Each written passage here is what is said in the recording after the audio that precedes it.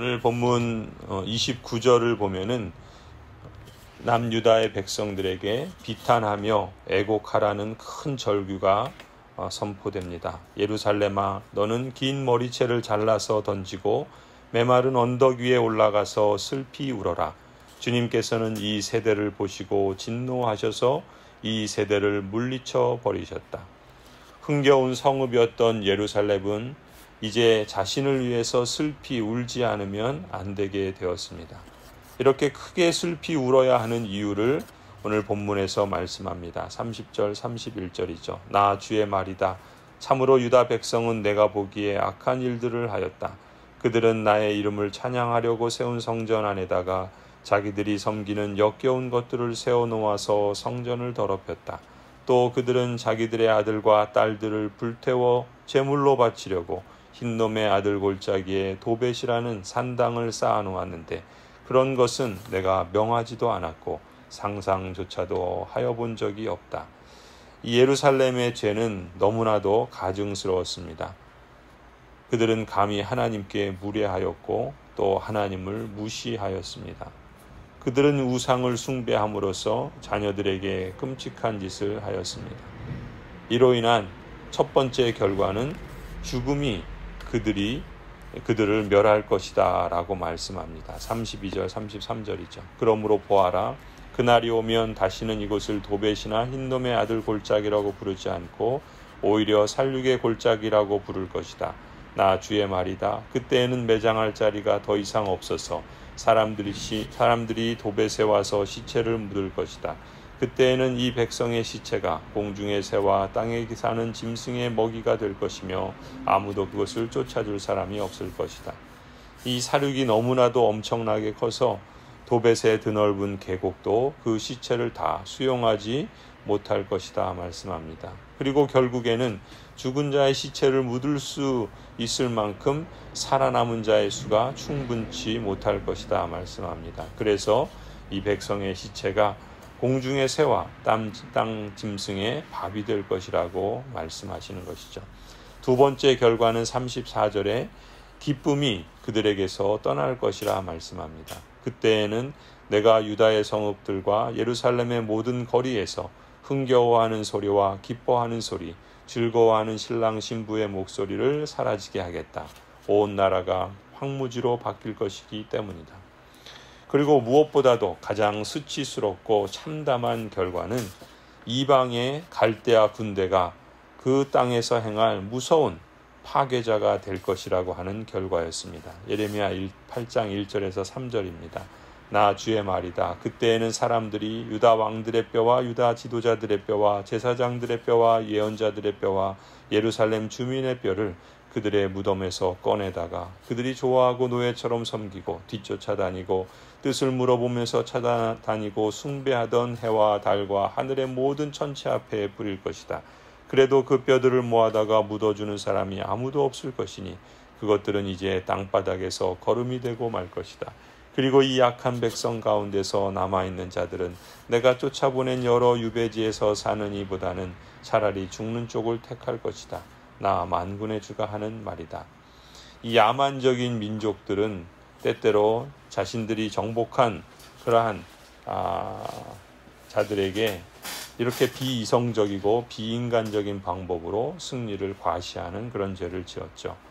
묘소에서 시신을 파내어서 그들이 우상으로 섬기는 해와 달과 하늘의 뭇별들 아래 쬐일 것이다 라고 하였고, 또 그들이 사랑하며 섬기며 순복하며 구하며 경배하던 이 하늘의 이 빛들 아래에서 저희의 죽은 시신들을 널려지고 또 썩게 될 것이다. 그래서 이 세상의 모든 것이 너무나도 지겹기 때문에 사는 것보다 죽는 것을 원할 정도로 장래에 대한 전망이 너무나도 암울하게 될 것이다 라고 말을 합니다. 오늘 본문을 보면은 참 죄의 결과가 이렇게 끔찍하다는 것을 보게 됩니다. 이보다 더 끔찍할 수가 있을까? 참담할 수가 있을까? 놀라운 것은 하나님께서 그 사랑하는 자기 언약 백성을 이렇게 치셔야 할 정도로 그 죄가 이토록 심각한 것인가? 그토록 가증한 것인가? 우리는 죄가 가져다주는 이 무서운 결과를 기억하고 죄에 대해서 두려워할 필요가 있습니다. 그렇다면 이러한 죄의 결과를 어떻게 해결할 수 있겠는가? 사람에게는 길이 없습니다. 사람이 아무리 노력을 한다 그래도 이 죄의 길을 벗어날 수가 없습니다. 그럼에도 불구하고 모든 종교가 추구하는 것은 바로 사람에게 길이 있다라고 하는 그러한 대답이죠. 도덕을 행하고 선행을 행하고 참선을 행하고 고행을 행하고 그러면은 아래에서 사람이 위로 올라갈 수 있다라고 그렇게 믿습니다. 그러나 그러한 길은 없지요. 죄의 결과가 이렇게 상상할 수 없을 정도로 끔찍한 것인 만큼 반대로 이 죄를 해결하기 위한 방법도 인간으로서는 도저히 상상할 수도 없는 그런 방법이 동원됩니다. 바로 하나님께서 그 사랑하는 당신의 언약 백성을 죄에서 건져내시기 위해서 그 사랑하는 아들을 죽이시는 방법이죠. 누가 이런 사랑의 방법을 생각이나 할 수가 있겠습니까? 기독교가 참 진리인 것이 여기에 있죠. 하나님께서 위에서 이 참담하고 끔찍한 인생들을 위하여 위에서 아래로 내려오셔서 인생을 위로 끌어올리시는 그러한 놀라운 하나님의 지혜, 그 무한하신 하나님의 사랑, 하나님의 그 놀라우신 영원하신 작정, 이것이 우리가 믿고 있는 신앙이요 기독교의 참된 비밀입니다. 그래서 예레미야 선지자는 나중에 이제 29장에 가면은 이렇게 하나님의 말씀을 받아서 선포합니다. 29장 10절부터 13절인데요. 나 주가 분명히 말한다. 너희가 바벨로니아에서 70년을 다 채우고 나면 내가 너희를 돌아보아 너희를 이곳으로 다시 데리고 오기로 한 나의 은혜로운 약속을 너희에게 그대로 이루어 주겠다. 너희를 두고 계획하고 있는 일들은 오직 나만이 알고 있다. 내가 너희를 두고 계획하고 있는 일들은 재앙이 아니라 번영이다. 너희에게 미래에 대한 희망을 주려는 것이다. 나 주의 말이다. 너희가 나를 부르고 나에게 와서 기도하면 내가 너희의 호소를 들어주겠다. 너희가 나를 찾으면 나를 만날 것이다. 너희가 온전한 마음으로 나를 찾기만 하면. 언약 백성을 향하신 하나님의 생각은 재앙이 아니라 평안입니다. 혹 고난 중에 있거나 재앙을 당하는 것 같을지라도 아버지의 마음 중심에서 불타오르는 것은 언약 백성에게 진정한 평안과 소망을 주시고자 함입니다. 어두움이 짙을수록 빛은 더욱더 밝을 것이고 또 절망 가운데 있다면 소망의 그 간절함은 더욱더 타오르게 될 것입니다. 고난당할 때 하나님께 가까이 나아와야 합니다. 그래도 응답이 없고 오히려 고난만 더 가중되는 것 같을지라도 다른 길로 가지 말고 더 하나님께 가까이 나아가야 합니다. 그리고 부르짖어야 합니다.